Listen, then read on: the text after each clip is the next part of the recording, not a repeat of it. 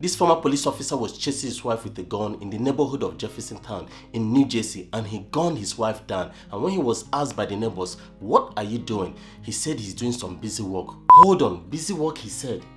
This man have no conscience. This is John Formisano, and this is his ex-wife, Christy Solaro Formisano. At the time, John was off duty, but he was still on his police uniform and was having his firearm as well. So he took out his firearm and he shot Timothy multiple times, and Christy, his ex-wife, ran away. So he chased after Christy in the streets, just in the neighborhood of Jefferson Town, and shot her also in the front porch of their neighbor, and she died instantly there, while her boyfriend Timothy survived the gunshot wounds. When the neighbors asked him what he was doing, he said he's doing some busy work, which is just unbelievable to hear. So the neighbors took their phone and called the police, and when the police arrived at the scene, they went to their house, which is One Mirror Place, and when they got there, they saw Timothy lying on the floor just with pool of blood. And when they went to the neighbor's house, which is the Fifth Mirror Place, and when they got there, they saw Christy just lying on the floor as well on the front porch. When John noticed they have called the police, and he also took his own phone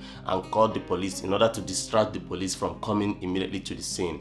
But when the police arrived to the scene, they found Christy's body lying in the front porch of their neighbors, and they also saw Timothy's body lying in the front porch of Christy's house, the house that he shared with Christy. Streets around Mirror Place here have been closed for about 17 hours, and the crime scene unit from the Morris County Sheriff's Department has been here pretty much this entire time. They're looking at not only that White House on the corner there where the woman lived, but also the next door neighbor's house and the house next to that.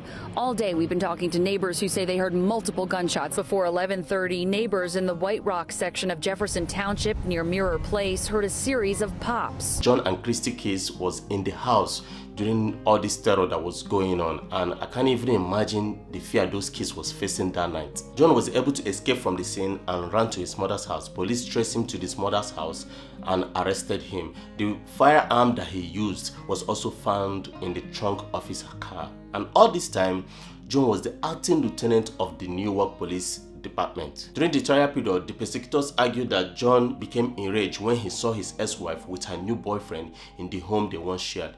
John's lawyers countered the argument and also said that John blacked out when he saw the couple, and he did not intentionally wanting to kill her or wound him. Debbie1 and Christy's mom also testified in court during the trial. She said that Christy expressed fear over John controlling impulses, and also that whenever Christy angered John, that John will withhold the feeding money and the grocery money for the family. Debbie, Christy's mom, is currently having custody of their children. Their eldest daughter wrote a letter during the sentencing, and she said in the letter that she experienced extreme fear during the shooting, and that she misses her mom, the special moments she have with her mom, and that she doesn't want to see her dad ever again.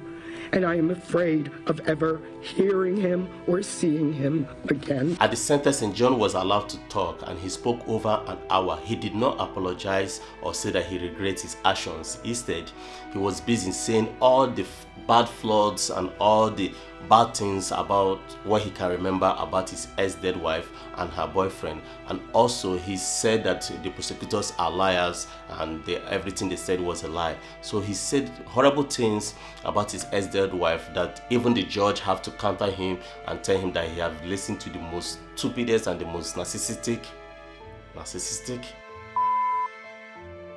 if I got that right, statement that he will ever hear from a defendant. John also included in the statement that his ex-wife pocketed the money that he gave to her to hire babysitters, and he also told the judge that the judge can give him any maximum sentence that he wants, that he already knows that he would die in jail. And he also added and told the prosecutors that he will be seeing them in 2.5 years because he's planning to appeal the jury verdict. He was found guilty and he was sentenced to 79 years in state prison for killing his ex-wife and also her new boyfriend. And he will be eligible for parole after he has served 55 years of the 79 years that he was sentenced. And at the time of his sentencing, he was 52 years. So by the time John will be out from the prison when he is 100 years, this is kind of a sad thing that will happen to a family, because a man who is supposed to be protecting the family at all costs is the one causing harm to the family. It's actually a sad thing.